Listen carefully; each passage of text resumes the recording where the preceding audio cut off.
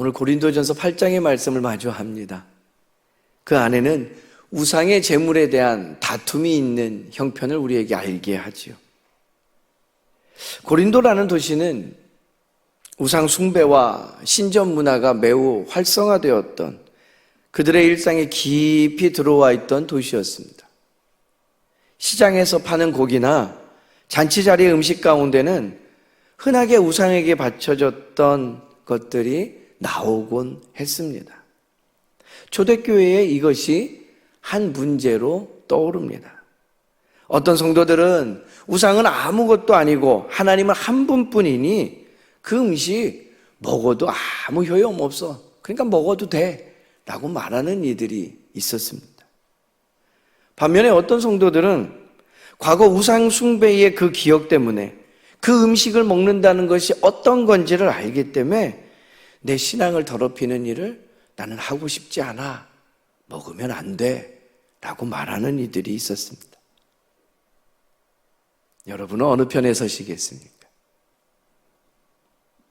하나님께서는 오늘 바울을 통해서 단순히 이 문제를 먹어도 된다, 안 된다라고 말하지 않으십니다. 더 깊은 기준을 제시해 주고 계시죠. 그것은 지식보다 사랑이 먼저라는 것입니다. 오늘 고린도 교회의 이 우상의 제물을 먹고 마시는 것에 대한 것은 단순한 그 음식 문제가 아니라 공동체 안에서 그 자유와 책임이 어떻게 조화를 이루며 믿음 안에 우리가 살아가야 되는가 라는 질문에 대한 답을 우리에게 주는 겁니다. 성숙한 신앙의 모습이 어떠해야 되는지를 제시해 주는 거죠.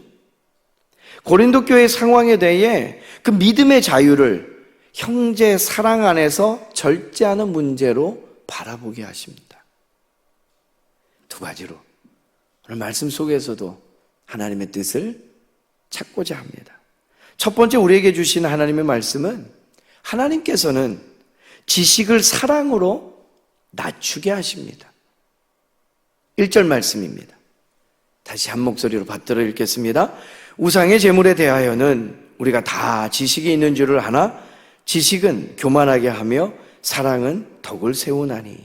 아멘. 고린도 교인들 가운데는요, 아는 사람들이 많았습니다. 우상은 실제 신이 아니다, 하나님은 한 분뿐이다 라는 것을 알았습니다. 그 지식은 틀리지 않았습니다. 그러나 하나님께서는 바울을 통해 말씀하시죠. 맞는 지식도 사랑이 없으면 사람을 세우지 못한다 라고 말입니다. 말씀을 읽는 기쁨 가운데 살아가는 우리에게도 적용되는 말씀입니다.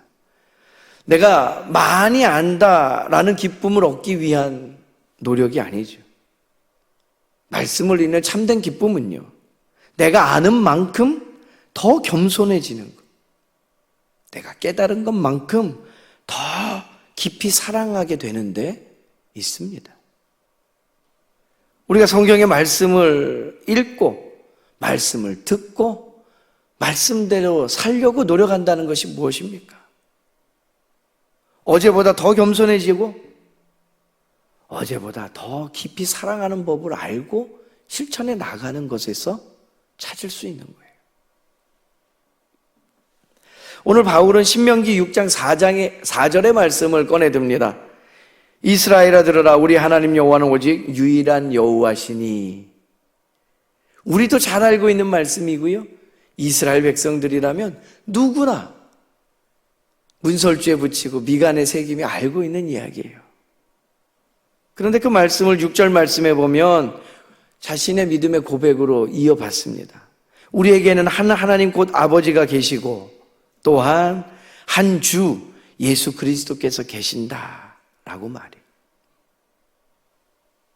참된 지식은 하나님이 한 분이심을 아는 데서 끝나지 않습니다. 그 한 분 하나님 앞에서 하나님의 형상으로 지음을 받은 형제 자매를 귀하게 여기는 데까지 나아가야 된다라는 거예요. 그러고 보면 예수님께서도요, 복음서의 많은 장면에서 바리새인들과 서기관들을 책망하셨습니다. 우리도 잘 알지만 그들은 누구보다도 율법에 능한 이들이었어요. 그런데 왜 예수님께서 그들을 책망하십니까? 그들이 많이 아는데 아는 만큼 누군가를 사랑하거나 사람을 긍휼히 여기는 법을 실천하지 못했기 때문이라는 거죠. 반대로 예수님은 어떤 걸음을 걸어내셨습니까? 예수님께서 가까이 하신 이들은 죄인과 병자와 약한 이들이었어요. 예수님의 말씀은 언제나 사람을 누르는 지식에 있지 않고 사람을 살리는 진리 가운데 있었음을 기억하기 바랍니다. 우리는 말씀을 듣고 읽고 접하는 중에 더 똑똑한 사람이 되는 것이 아니라 주님의 사랑으로 더 따뜻한 사람이 되어야 합니다. 더 많이 아는 사람이 되기 전에요, 더 깊이 사랑하는 그런 사람이 되기를 축복합니다. 오늘 우리의 지식이 누군가를 판단하는 도구가 아니라요, 누군가를 세워주는 은혜의 통로가 되기를 간절히 소망합니다. 두 번째, 우리에게 주신 하나님의 말씀은요, 하나님께서는 저와 여러분의 자유를 형제를 위해 멈추게 하시더라라는 거예요. 오늘 본문의 9절 말씀입니다. 한 목소리로 받들어 읽겠습니다. 그런즉 너희의 자유가 믿음이 약한 자들에게 걸려 넘어지게 하는 것이 되지 않도록 조심하라. 아멘. 신앙 안에는 자유가 있습니다. 우상이 아무것도 아니라는 것을 아는 사람은 우상의 제물을 먹을 수도 있습니다. 그러나 하나님께서 바울을 통해 우리에게 물으시는 거죠. 그 자유가 형제를 넘어지게 한다면 어떻게 하겠느냐? 아니 뭐 그 사람 문제지, 난 먹으면 그만이지. 또 누군가는 이렇게 반응할 수도 있어요. 바울을 통한 결론은 너무나 분명합니다. 오늘 본문의 마지막 절인 13절 말씀을 보면 바울은 이렇게 얘기해요. 그러므로 만일 음식이 내 형제를 실족하게 한다면 어떻게 해요? 나는 영원히 고기를 먹지 아니하여 내 형제를 실족하지 않게 하리라. 아멘. 이것이 복음의, 그 복음 안에 있는 성숙에 대한 이야기입니다. 성숙한 믿음은 내가 할 수 있는 것을 다 하지 않습니다. 성숙한 믿음은 내가 할 수 있어도 형제를 위해 멈출 줄 아는 것입니다. 그러니 교회의 걸음은 더딜 수밖에 없는 거예요. 복음 안에 참된 자유는 내 마음대로 살아가는 힘이 아니고요, 사랑 때문에 절제할 수 있는 힘이라는 겁니다. 이와 같은 결론의 말씀이 로마서 14장 15절 말씀에도 새겨져 있습니다. 만일 음식으로 말미암아 너의 형제가 근심하게 되면 이는 내가 사랑으로 행하지 아니함이라.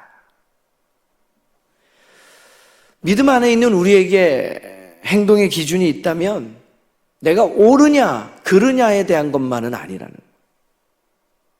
내가 사랑으로 행하고 있느냐, 여기에 답할 수 있어야 됩니다. 예수님은 이 자유의 절정을 보여주시잖아요.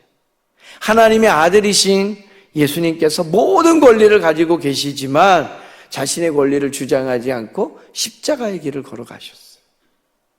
빌립보서 2장의 말씀에 보면 예수님께서 자기를 비워 종의 형체를 가졌다라고 표현합니다.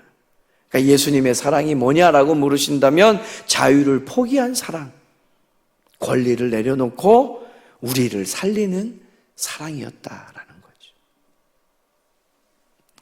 말씀을 읽는 기쁨은 내 자유가 커지는 데만 있지 않습니다. 내 사랑이 깊어지는 데서 발견할 수 있어야 된다는 거예요. 때로는 내가 하고 싶은 말을 멈추고 내가 누릴 수 있는 권리를 내려놓고 믿음이 약한 그 누군가를 배려할 때 교회는 더 든든히 서가게 되는 것입니다. 오늘 우리 공동체 안에도 믿음이 강한 사람이 있는가 하면 약한 사람도 있습니다. 오래 믿은 사람이 있는가 하면 이제 막 믿음의 길을 들어서는 그 걸음을 떼는 이들도 있습니다. 중요한 것은 누가 더 강한가, 그것이 아니라 우리가 서로를 세워주고 있는가, 여기서 찾을 수 있어야 된다는 겁니다. 오늘 그렇게 우리 안에 있는 자유를 누군가를 향한 사랑으로 살아갈 수 있는 저와 여러분 되기를 간절히 소망합니다.